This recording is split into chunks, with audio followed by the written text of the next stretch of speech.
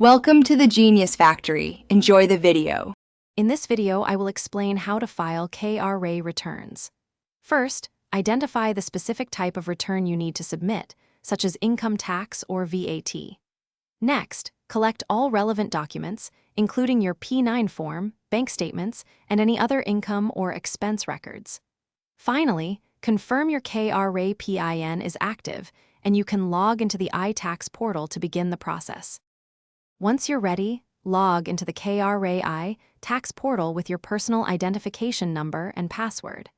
From the dashboard, navigate to the e-returns section and choose the correct tax obligation.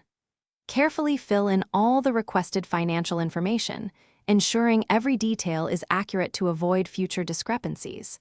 Double-check your entries before proceeding to the next step. After entering your data, the iTax system will automatically calculate your tax liability or any potential refund. Take a moment to thoroughly review the generated tax summary. Check for any mistakes in your income or deductions. Once you are confident everything is correct, submit your return and immediately download the acknowledgement receipt for your records. This receipt is crucial proof of filing. Following submission, if you have an outstanding tax amount, ensure you pay it promptly through the available payment options before the deadline. It's vital to retain all your supporting documents, such as P9 forms and receipts, for a minimum of 5 years.